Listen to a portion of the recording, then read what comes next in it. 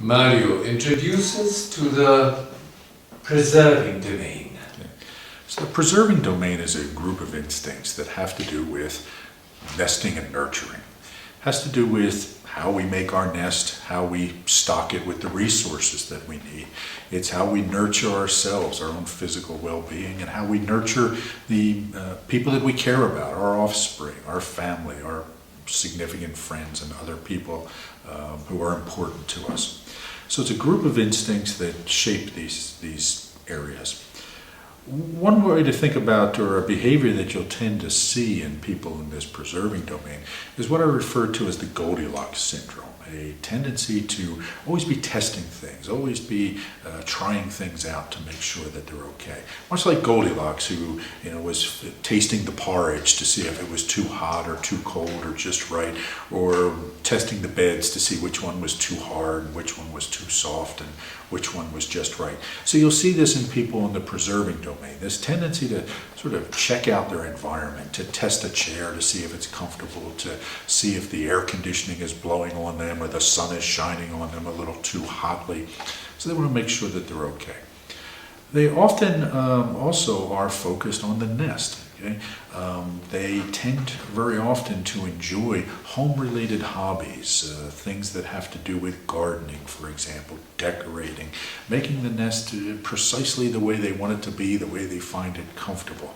And they're very often always tweaking, much like the bird tweaking its nest all the time, arranging things and rearranging things. So you tend to also see an importance the importance of artifacts to preserving types as well. It's not just about their self-preservation, which is why I don't call it a self-preservation domain. It has to do with preserving things that are important, things that they've collected over the years that have warm memories for them. Very often they like traditions, right? They like holidays to be the same as they were when they were children, and they want to pass on these holiday rituals to other people. So very often preserving artifacts, photographs, traditions, processes, and structures are very important to people in the preserving domain. Another tendency you'll see is a focus on pair bonding, the relationship with this significant other. It could be the spouse. It could be someone that they're in a romantic relationship with. It could be just a good friend, but they tend to want to know that that significant other is close by them in some way. There are a lot of biological reasons for this, right? We depend on other people for our well-being as a member of a social species. So part of what's happening in the preserving domain is making sure we have tight, close, comfortable relationships with the people that we're going to take care of and the people that are going to take care of us as well. Very often, while you'll see people who are actually preserving types misidentify themselves as a transmitting type, or what some other people call a one-to-one subtype. It's not that same kind of intense relationship, that intense emotional relationship that you'll see in the transmitting types. It's more like a comforting, supportive relationship, always wanting to know where that significant other is so that they know that they'll be safe. Yeah, tell us about the contradictory behaviors in this instinctual bias, please. Yeah. So in an earlier video, we talked about how there are competing instinctive drives within these domains. So for example, we have this drive to crave sweets and fats because that's where our ancestors found their nutrition. Right? At the same time, we have this drive to make sure that we're taking care of our physical well-being. So we have this conflict that develops within us. I want things that are sweet and fat, but I don't want to eat things that are bad for me, so I really shouldn't eat this piece of cake. Right? And so it often ends up like we have a little angel on one shoulder and a little devil on the other shoulder. The devil telling us to indulge, the angel telling us not to. And that's the internal dissonance that we see in people of the preserving domain. Okay? There's this desire to conserve things, to hold on to those things that we might need later, and then there's a desire to indulge in them because we want them right now. So you see this internal conflict with people in this domain. Now there's also a contradiction, okay, which is different from the dissonance, and the way I like to think about this is that the dissonance is what I'm experiencing that's making me suffer.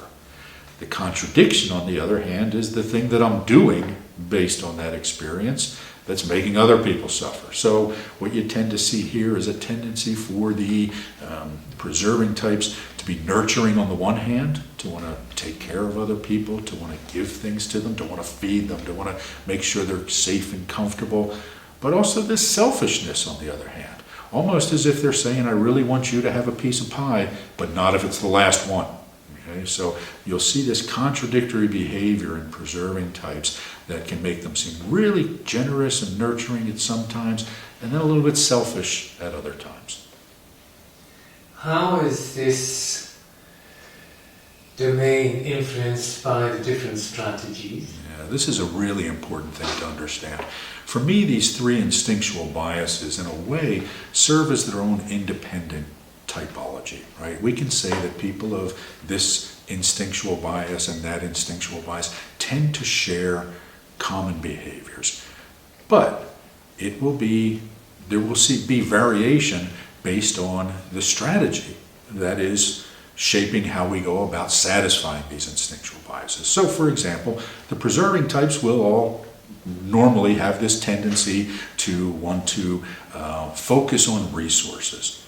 But the strategy will shape the way that we approach resources. So, for example, a preserving 1 or a preserving 5 will very often tend to be a bit more minimalist in resources. They won't be big stockpilers, but they'll tend to want to make sure they have exactly what they need for the particular time frame that they have in mind.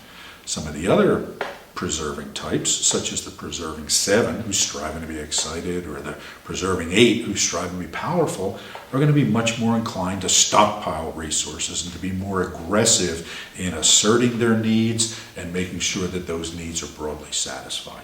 So it's important to understand that the instinctual bias is a big influence, and we have commonalities with other people of that instinctual bias, but the strategy is also a big influence, and it will really shape the way we go about satisfying those instinctive drives.